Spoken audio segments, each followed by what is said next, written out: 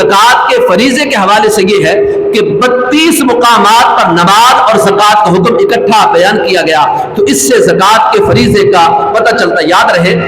زکوٰۃ یہ فرض ہے، اس کی فرضیت کا انکار کفر ہے۔ اللہ نہ کرے اس کی کوئی فرضیت کا انکار کر دے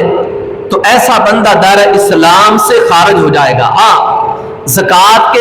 فریضے کا انکار نہیں کرتا، مانتا تو ہے لیکن سستی کی وجہ سے، نفس و شیطان کی وجہ سے ادا نہیں کرتا، تو ادا نہ کرنے والا گنہگار ہے۔ اس کی وعیدیں موجود ہیں کہ اگر مال کی زکوٰۃ نہیں دیتا تو مال سے برکت اٹھا لی جاتی ہے، اگر مال کی زکوٰۃ نہیں دیتا تو اس سے نفع اٹھا لیا جاتا ہے، اگر مال کی زکوٰۃ نہیں دیتا وہ تباہ و برباد ہونے کے خدشات ہیں، لیکن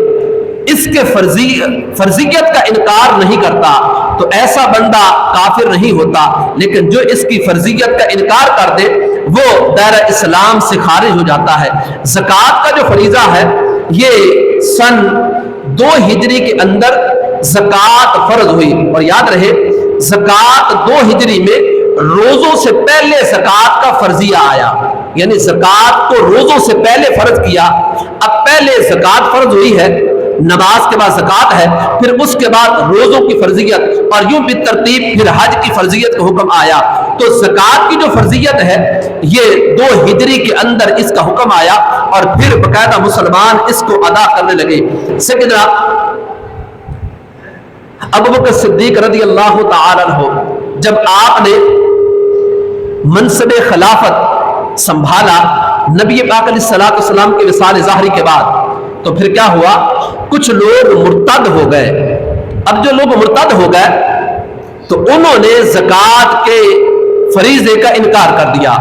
کہ ہم زکوٰۃ نہیں دیں گے، یہ تو مشقت ہے، یہ ٹیکس ہے، یہ تو جبر ہے، طرح طرح کے ہیلے بہانے کر کے زکوٰۃ روکنے لگے۔ تو سیدنا ابوبکر صدیق رضی اللہ تعالی فرمایا کہ مجھے اپنے رب کی عزت و جلال کی قسم ہے، میں ہر اس شخص سے جہاد کروں گا جو نماز اور زکوٰۃ کے فریضے میں فرق کرتا ہے۔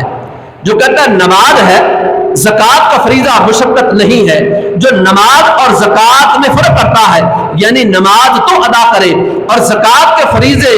کو ادا نہ کرے اور زکوٰۃ کے فریضے کا انکار کرے، تو فرمایا اس کے ساتھ جہاد کروں گا، اور باخدا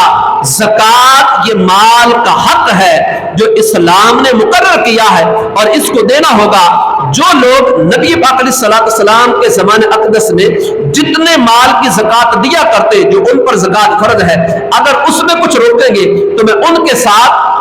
جہاد کا اعلان کرتا ہوں۔ سیدنا فاروق اعظم رضی اللہ تعالی عنہ نے جب یہ سنا تو اس کے بعد کہنے لگے کہ ابو بکر کا سینہ اللہ رب العزت نے کھول دیا ہے اسلام کے لیے، کہ آپ نے اسلام کی بنیادی جو رکن ہے کہ نماز ادا کرنے والا اگر زکوٰۃ کے فریضے کا انکار کرتا ہے تو اس کے ساتھ جہاد ہوگا یہاں تک کہ اپنے مال کی زکوٰۃ کو ادا کرے۔ تو اس سے پتہ یہ چلا کہ نبی پاک علیہ الصلوۃ والسلام نے جو زکوٰۃ کا فریضہ عطا فرمایا، بعد میں خلفائے راشدین نے بھی اس کو جاری رکھا، اور یوں کرتے کرتے چونکہ یہ حکم قرآنی ہے آج تک اس فریضے پر عمل کرنا یہ ہم پر لازم و ضروری ہے۔ یاد رہے بہت سارے ایسے لوگ ہیں، بہت بڑی تعداد ہے جو زکوٰۃ کے فریضے پر غور و فکر نہیں کرتے، اور جب غور و فکر نہیں کرتے تو اس کو ادا کرنے کی طرف ذہن کے اندر رغبت نہیں آتی، یہاں تک کہ زندگی کے سال ہا سال گزر جاتے ہیں، کبھی وہ سوچتے نہیں کہ مجھ پر زکوٰۃ ہے اور میں نے زکوٰۃ دینی ہے۔ جب وہ اس فریضے کو ادا نہیں کرتے تو پھر بہت ساری برکتوں سے اپنے آپ کو محروم کر لیتے ہیں، بہت ساری رحمتوں سے اپنے آپ کو محروم کر لیتے ہیں۔ زکوٰۃ کا جو فریضہ ہم پر مقرر کیا گیا ہے،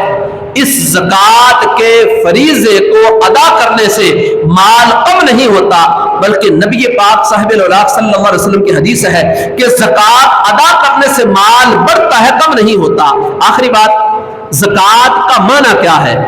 زکوٰۃ کا معنی ہے طہارت اور افزائش۔ اب طہارت کا مطلب پاکی ہے اور افزائش کا مطلب بننا ہے، تو یہ مال کے اندر طہارت لاتی ہے۔ زکوٰۃ کی ادائیگی مال کو پاکیزہ کر دیتی ہے، اور زکوٰۃ کی ادائیگی مال کو بڑھا دیتی ہے، اس سے مال کم نہیں ہوتا۔ اگر بندہ زکوٰۃ کے فریضے کو बर वक्त अदा करता रहे और पूरा अदा करता रहे, कोई इसमें खयानत ना करे, तो फिर ऐसा माल जिस कारोबार में लगाएगा वो कभी घाटे में नहीं जाएगा, खसारे में नहीं जाएगा, अल्लाह की रहमत से उसमें नफा ही नफा है।